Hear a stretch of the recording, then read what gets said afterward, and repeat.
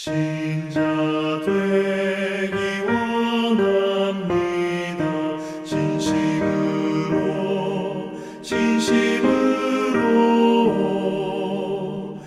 신자 되기 원합니다. 진심으로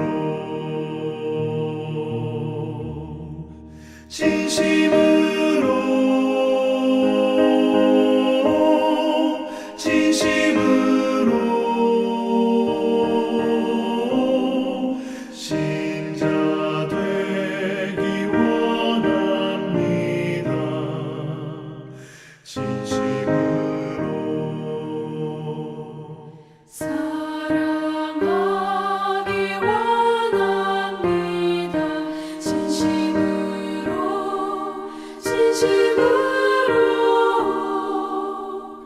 사랑하기 원합니다.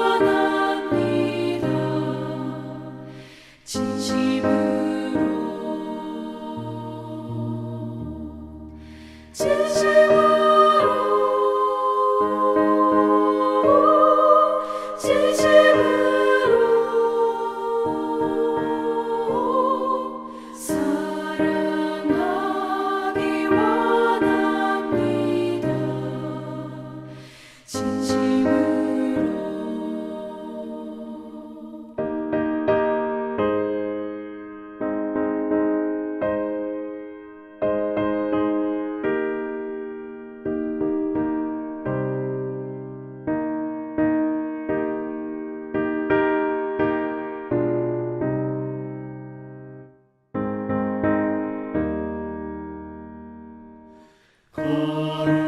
거룩하기 원합니다. 진심으로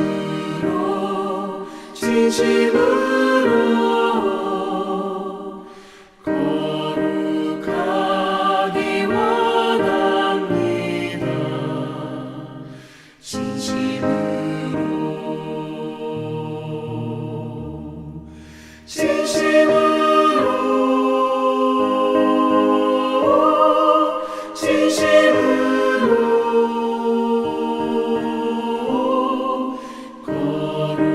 거룩하기 원합니다.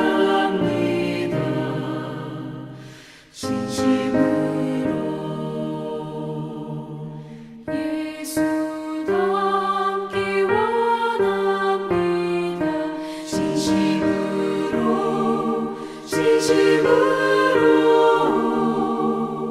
진심으로 예수 닮기 원합니다.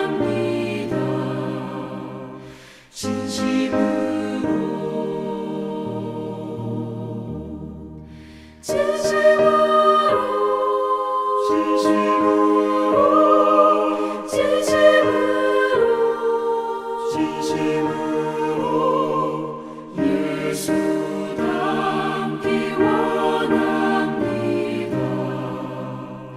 진심으로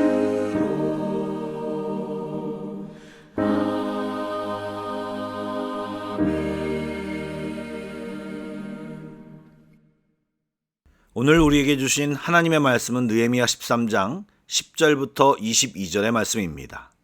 구약성경 747쪽입니다. 느헤미야 13장 10절부터 22절까지의 말씀을 드라마 바이블로 낭독합니다. 내가 또 알아본즉 레위 사람들이 받을 몫을 주지 아니하였으므로 그 직무를 행하는 레위 사람들과 노래하는 자들이 각각 자기 밭으로 도망하였기로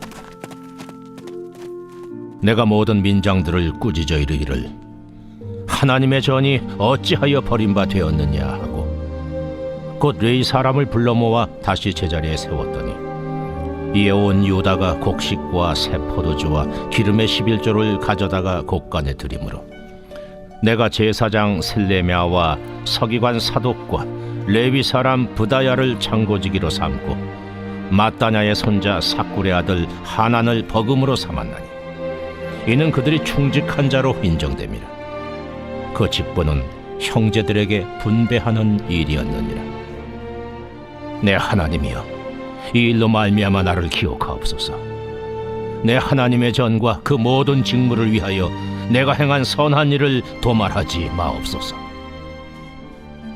그때 내가 본즉 유다에서 어떤 사람이 안식일에 술틀을 밟고 곡식단을 나귀에 실어 운반하며 포도주와 포도와 무화과와 여러 가지 짐을 지고 안식일에 예루살렘에 들어와서 음식물을 팔기로 그날에 내가 경계하였고, 또 두로 사람이 예루살렘에 살며 물고기와 각양 물건을 가져다가 안식일에 예루살렘에서도 유다 자손에게 팔기로 내가 유다의 모든 귀인들을 꾸짖어 그들에게 이르기를, 너희가 어찌 이 악을 행하여 안식일을 범하느냐?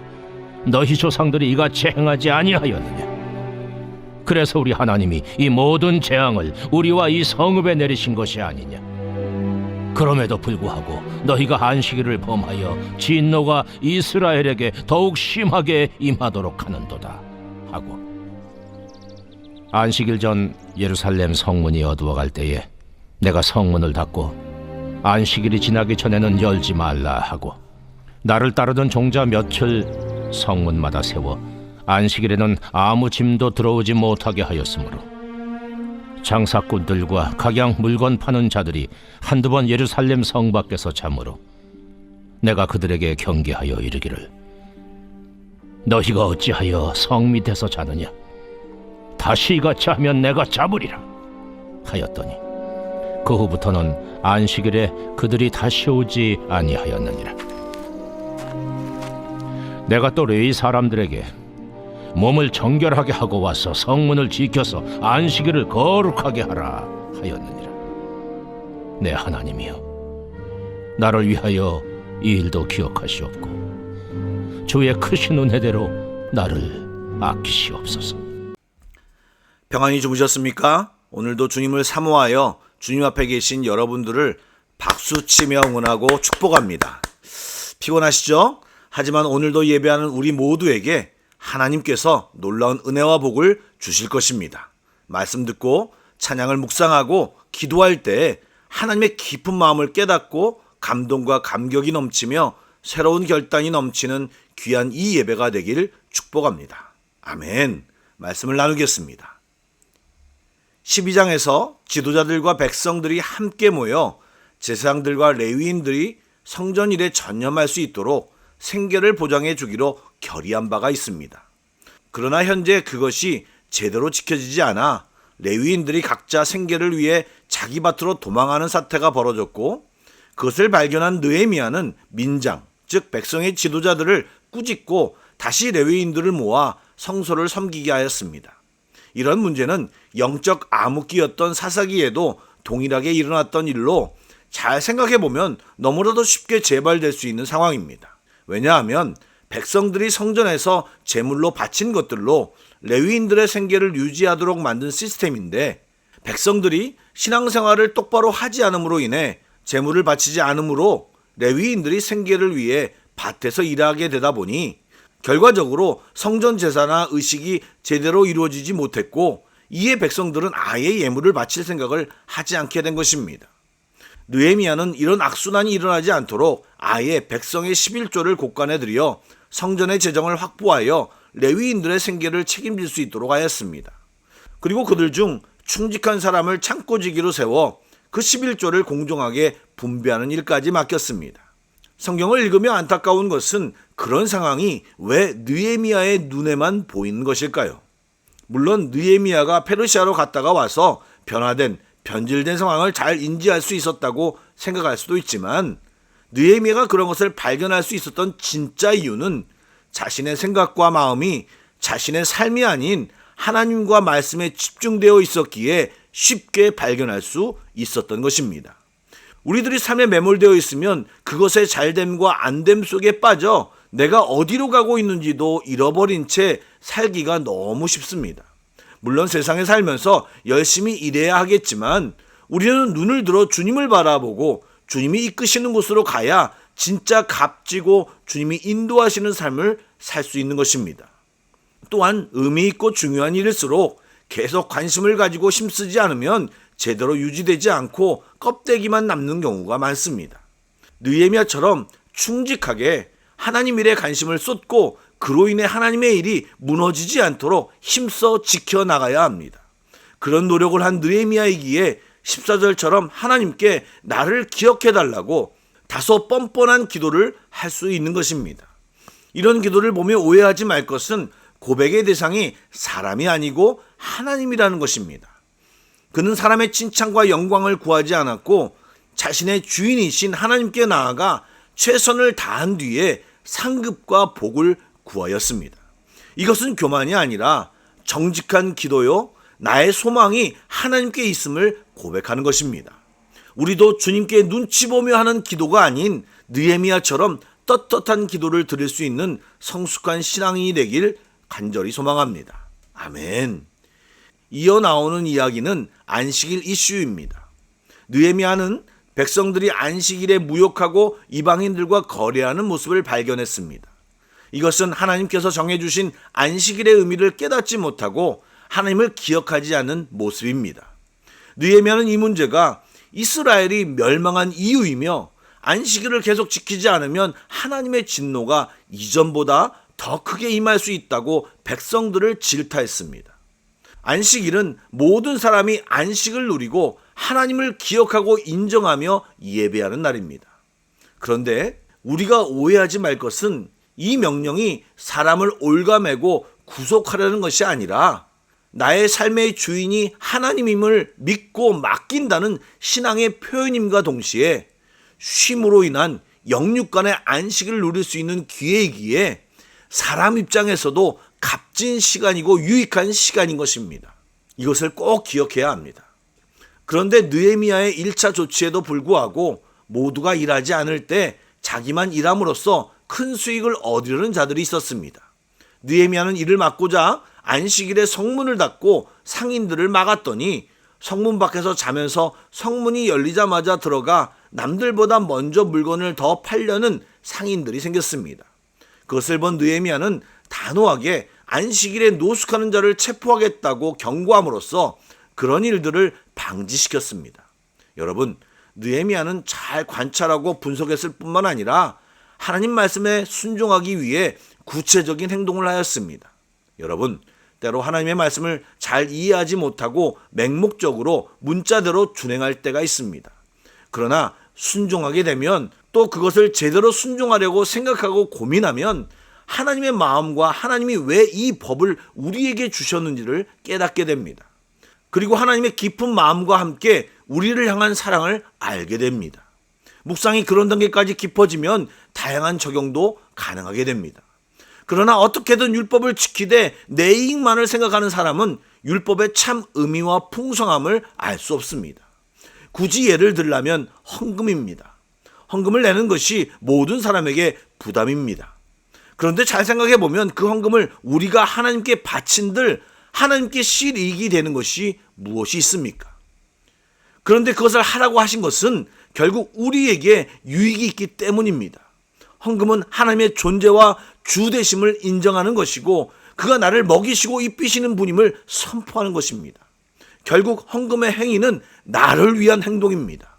왜냐하면 하나님이 그것을 기뻐하셔서 우리에게 복 주시기 때문입니다.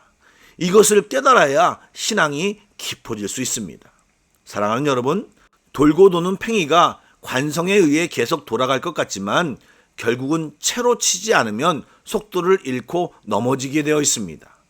좋은 의도를 가지고 어떤 사역이나 주의 일을 시작했더라도 그것이 계속 잘 진행되려면 관심과 기도와 계속적인 애씀과 노력이 필요합니다.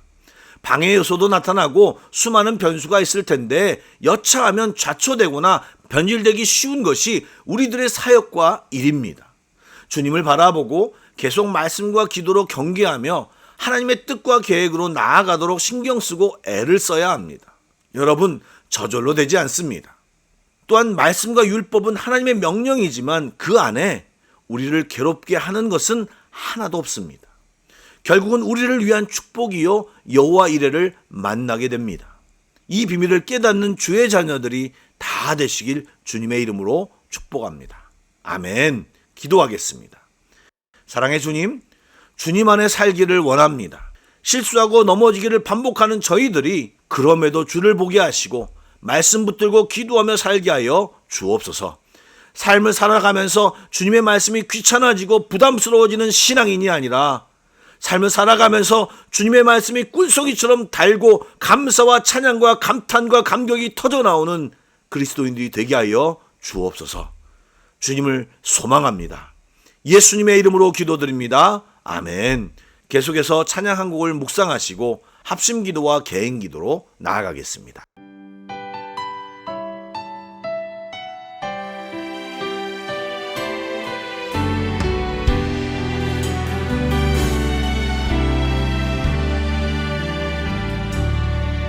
믿음과 삶을 살아내는 실력이 너무나 다른 내 모습을 볼 때에 이 모습도 주가 사랑하실까?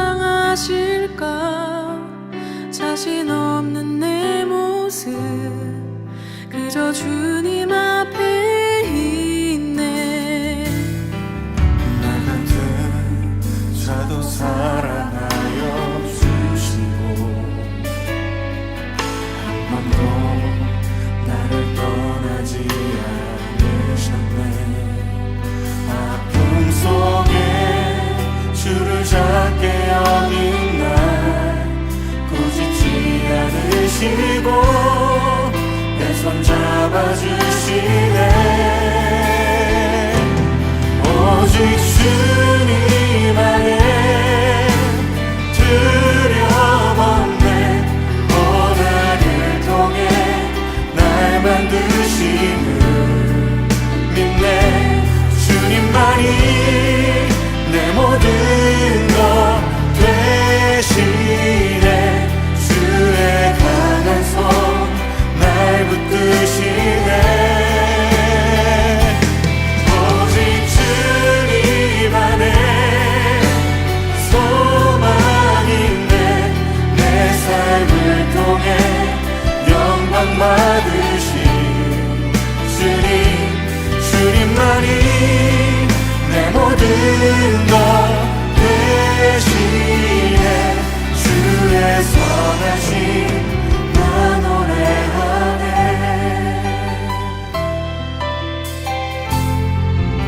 믿음과 삶을 살아내는 실력이 너무나 다른 내 모습을 볼 때 이 모습도